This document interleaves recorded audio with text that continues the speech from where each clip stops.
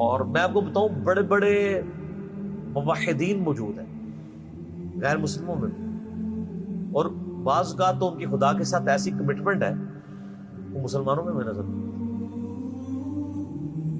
ایک بندہ کرسچن تھا، نام اس کا ذہن سے اتر گیا،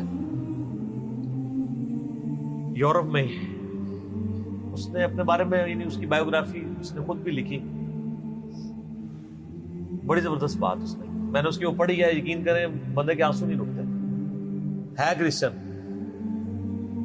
وہ کہتا ہے کہ میری عمر 70+ ہو چکی ہے اور مجھے ڈاکٹروں نے بلڈ کینسر ڈائگنوز کر دیا اور میں اس دن سے خوش ہوں۔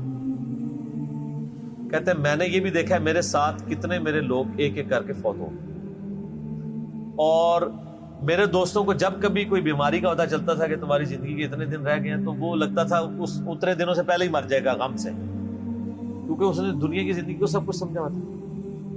کہتا ہے جس دن سے مجھے پتہ چلا ہے نا،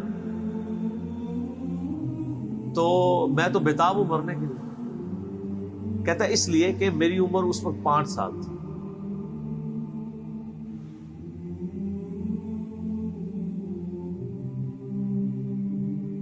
جب میں نے پہلی دفعہ یہ چیز سنی تھی کہ مجھے کسی نے پیدا کیا اور اس گارڈ کی ڈیمانڈ ہے کہ میں ہفتے میں ایک دن سنڈے کا دن اس کو دوں،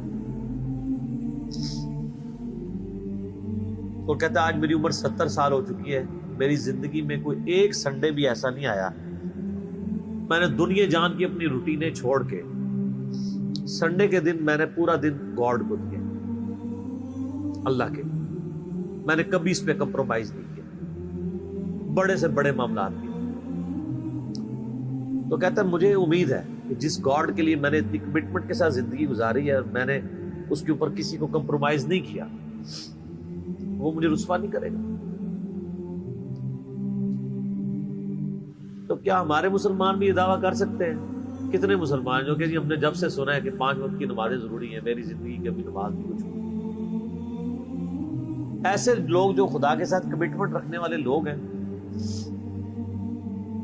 ان کو گیون سرکمسٹانسز میں جتنا اللہ کا تعارف ہوا، نبی علیہ السلام کا پیغام بھی پہنچا تو ٹیمپرڈ فارم میں، وہ اللہ تعالیٰ اس کا معاملہ کرے گا، اور اللہ تعالیٰ کے اوپر کسی کی دھونس نہیں ہے، یہ ذہن میں رکھیے۔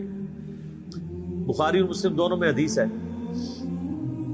نبی علیہ السلام فرماتے ہیں اگلے زمانوں میں ایک شخص تھا جس کی موت کا وقت قریب آیا تو اس نے اپنی اولاد کو جمع کیا کہ میں تمہارا کیسا باپ تھا؟ ان کا بڑے اچھے باپ تھے۔ انہوں نے کہا اگر تم مجھے اچھا سمجھتے ہو تو میری ایک وصیت ہے، جب میں مر جاؤں میری لاش کے ٹکڑے ٹکڑے کر کے اس کو آگ لگانا اور اس کی راکھ کو ہواؤں میں اور پانیوں میں اور کھیتوں میں بکھیر دینا۔ لئن قدر اللہ علیہ، اگر اللہ تعالیٰ نے مجھ پہ قدرت پال تو مجھے ایسا عذاب دے گا کہ کسی کو نہیں دیا ہوگا۔ یعنی وہ سمجھتا تھا میں خدا کے لیے وہ کمٹمنٹ کی زندگی نہیں گزار سکا۔ یہ حدیث بخاری مسلم دونوں میں ہے، مشکات میں دوسری جلد میں اللہ کی رحمت کے بیان میں آپ کو ملے۔ نبی علیہ السلام فرماتے ہیں جب وہ فوت ہو گیا اس کے پچھلوں نے یہی کچھ کیا، تو اللہ تعالیٰ نے ہواؤں کو پانیوں کو حکم دیا کہ اس کی راکھ سمیٹو، راکھ سمیٹی گئی، اللہ نے اسے زندہ کر دیا۔ اللہ نے کہا ہاں بھائی، جس چیز سے بھاگ رہا تھا وہی چیز سامنے آ گئی، یہ تو نے کیوں کیا؟ تم نے کہا یا اللہ میں تجھ سے بڑا ڈرتا تھا، میں اس طرح کی زندگی نہیں گزار سکا۔ اللہ نے فرمایا تیرا یہ یقین تھا کہ تجھے کوئی پوچھے گا؟ بس اتنی بات ہے۔ کہاں یا اللہ تھا، اور میں یہ سمجھتا تھا کہ اس طرح اگر میری راکھ یعنی کہ بکھیر دی جائے گی مجھے زندہ نہیں کر پائے گا، حالانکہ یہ عقیدہ کفر ہے، لیکن یہ کفر جزوی ہے، کلی نہیں ہے۔ کلی کفر یہ ہے کہ کوئی شخص کہے کہ مردے کو اللہ زندہ نہیں کر سکتا۔ اسی لیے میں کہتا ہوں یہ مسلمانوں میں جو جزوی شرک آیا ہوا ہے نا، تھوڑا ہاتھ ہلا رکھا ہے۔ جب تک کوئی اللہ کو، اللہ اور محمد کو عبداللہ مان رہے نا، اگر چھوٹے موٹے اس میں شرک آئے ہوئے نا، تھوڑا سا ہاتھ ہلا رکھے، آپ ہاتھ ہلا رکھیں، اللہ کا معاملہ اس کا معاملہ اس کو سمجھائیں ضرور، اس کا شرک جزوی ہے، کلی نہیں ہے۔ کہ یا اللہ اسی لیے تو میں نے کہا تھا لئن قدر اللہ علیہ، اگر اللہ نے میرے پہ قدرت پال تو میں تجھ سے ڈر گیا، تو اللہ نے میں تجھے بخش دی۔ اللہ کو تو کوئی نہیں پوچھ سکتا نا کہ کسی کو گیون سرکمسٹانسز کیا دیے تھے, ان سرکمسٹانسز کے اندر اس نے کتنا بیسٹ پرفارم کیا. اب مسلمانوں کو بھی ذرا دیکھنا چاہیے کہ ان کو گیون سرکمسٹانسز کیا دیے گئے. ہم بالکل دین کے کنارے کنارے چل رہے ہوتے ہیں منافقین کی طرح. کیا ہم اپنے دنیاوی معاملات میں بھی کنارے کنارے چلتے ہیں یا فرنٹ سے لیڈ کر رہے ہوتے ہیں ہم اس سے بڑھ چڑھ کے؟ دین کی بات آ رہی ناری کھوتی مر جاتی ہے, یعنی گدھا مر جاتا ہے. پرانے زمانے میں محاورہ بولا جاتا تھا نا, فلانے دی کھوتی مر جانا یا گدھا مر جانا. جب وہ کام کی باری ہے تو ساتھ ہی گدھا مر گیا. اور کوئی اور اس میں ہمارے ساتھ کوئی ہمدردی بھی نہیں کرتا. میں اکثر کہتا ہوں کہ آپ دن کے وقت اپنے موٹر بائک کی ہیڈ لائن آن کر کے نا 1 کلومیٹر بھی سفر نہیں کر سکتے. آپ کو راستے میں کئی بندے ایسے ایسے اشارہ کریں گے, لیکن آپ ایک مسجد میں 50 سال تک بغیر سنت کے طریقے کے نماز پڑھتے رہے, کوئی بھی آپ کو ایسے ایسے نہیں کرے گا, کیونکہ وہ آپ کے شر سے ڈرے گا. آپ بھی مجرم ہے, اور وہ اس لیے مجرم ہے کہ اس کو چاہیے کہ وہ دیکھے. مجھے بتائیں, آپ کے سامنے ایک نابینا شخص ہے اور وہ ایک گڑھے میں گرنے والا ہے, تو آپ چیخ نہیں مار دیں گے ایک بار؟ اور وہ نابینا بھی آپ کی چیخ کو بھول کے کہے گا شکر ہے اس نے بچا لیا. لیکن دین کے معاملے میں آپ کسی کو پیار سے, محبت سے, کسی طریقے سے بھی سمجھانے کی کوشش کرے تو وہ آگے سے آپ کو دشمن سمجھتا ہے, لیکن دنیاوی منفعت میں نہیں سمجھتا. کہتا مہربانی سر, بڑی مہربانی. دین کے معاملے میں, اور دین کا یہ حال ہے کہ سب سے آخری پرائرٹی پہ ہے. بچہ بھی اسکول میں داخل کرانا 10 بندوں سے مشورہ ہوتا ہے, اور دین یہ ہے کہ جس آپ فرقے کی محلے کی مسجد میں پیدا ہوئے ہیں آپ کا وہی فرقہ ہے. ٹوٹل یہ آپ کی تحقیق ہے.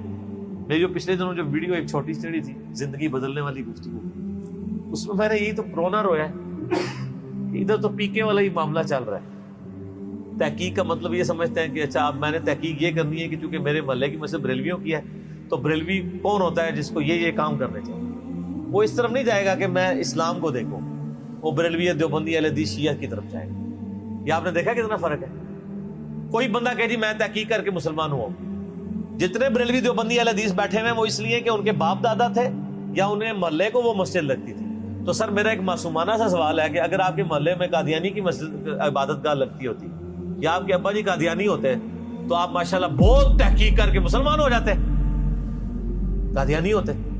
اور دوسری طرف حال یہ ہے کہ جاہل سے جاہل آدمی بھی میرا جیسا کپڑا خریدنے جائے نا, کپڑے کو ایسے کر کے ضرور دیکھتا ہے, لیکن دین کے کسی عمل کو ایسے کر کے نہیں کوئی دیکھتا کہ یار نماز, یعنی ہر ایک کو نہیں پتا کہ کوئی اس طرح نماز پڑھے کو میں چیک ہی کر لوں یا نماز کس طریقے پہ, اور کوئی اتنا لمبا کام بھی نہیں ہے. ایک مسئلے کو چیک کریں گے زیادہ زیادہ 1 یا 2 دن لگ جائیں گے, چلو 1 ہفتہ لگ جائے گا. سیریسلی اللہ کوشش کریں تو انشاءاللہ اللہ تعالیٰ حق تک پہنچائے گا. تو باقی اللہ کے فیصلے. سر آخرت کے معاملے میں ڈرتا ہوں, یقین کریں کہ خدا بڑا بے نیاز ہے.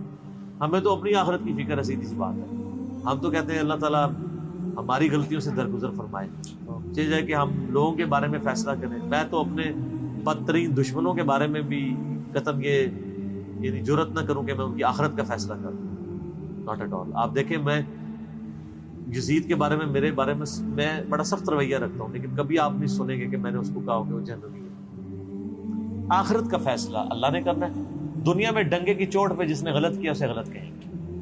آخرت کا معاملہ جو ہے وہ چونکہ اللہ کے پاس ہے, اللہ کا فیصلہ ہے جس کے ساتھ جو معاملہ کرے. تو صرف جو دنیا کی جوڈیشری میں مقدمہ پیش کر کے آپ نے نہیں جیتنا. اللہ تعالیٰ نے صرف شواہد کی بنیاد پہ فیصلہ نہیں کرنا, گیون سرکمسٹانسز بھی دیکھنا ہے. میں اس کی چھوٹی سی مثال آپ کو دیتا ہوں, آپ بھی اس کو مانیں گے. مجھے بتائیں, ایک شخص خانہ کعبہ شریف سے 2 کلومیٹر کے فاصلے پہ اس کی کوٹھی ہے اور اس کا مکے میں کروڑوں کا بزنس ہے, اس کے پاس 3-4 ایئر کنڈیشن گاڑی ہیں, اور وہ ایئر کنڈیشن گاڑی میں بیٹھ کے ساری نمازیں آ کے حرم شریف میں پڑھتا ہے. کام جو اور کوئی نہیں. 1 لاکھ نماز کا ثواب یا 1000 نمازوں کا ثواب یا 10,000 نمازوں کا ثواب لے رہا ہے. اور ایک شخص پاکستان میں ہے اور اس کا حال یہ ہے کہ وہ جون جولائی کی تپتی دوپہر میں روڈ کے اوپر لک ڈالنے کی اس کی ذمہ داری ہے, اور اسی سے جو تھوڑی سی مزدوری اسے ملنی ہے اس نے جا کے بال بچوں کا رزق خریدنا ہے. ظہر کی نماز کا ٹائم ہوتا ہے، مسجد وہاں سے دور ہے، اس کے پاس سواری بھی نہیں ہے، پیدل جا نہیں سکتا کیونکہ پیچھے سے نوکری سے نکال دیا جائے گا، وہ اپنا وہ گندا سا پرنا وہی زمین پہ ڈالتا ہے قبلہ رخ، اور قریب کسی ٹوٹی سے، کسی پانی کے نل سے یا کسی چشمے سے، اگر اسلام آباد میں نے دیکھا لوگوں کو ایسے، خصوصاً پٹھانوں کو، گرین بیلٹ میں نماز پڑھ رہے ہو.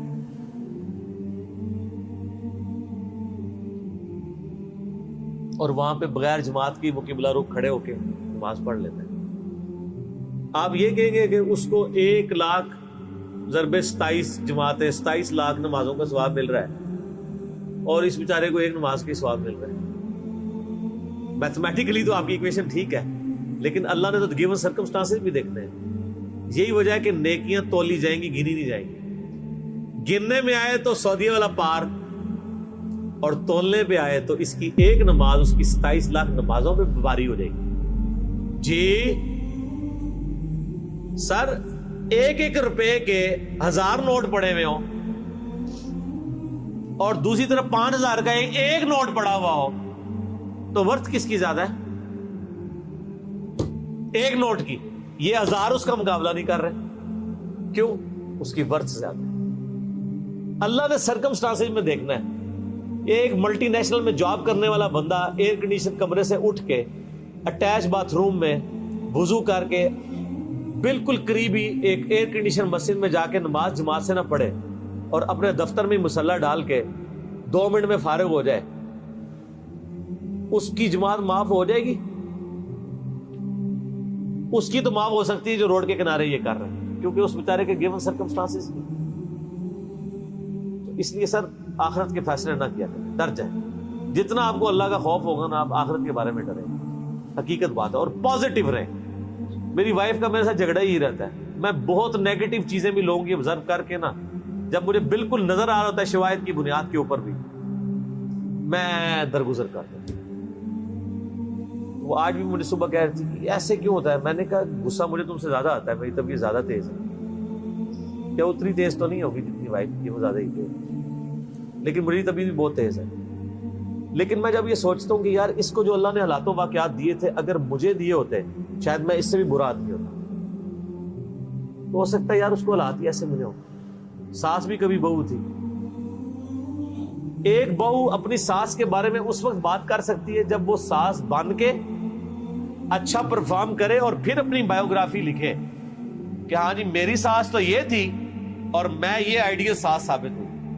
اللہ کے فضل سے میں نے تو آج تک کوئی ایسی ساس نہیں دنیا میں دیکھی. وہ جب بہو ہوتی ہے نا، وہ اسی وقت ہی وہ آئیڈیل ساس کی کوالٹیز بتا رہی ہوتی ہے.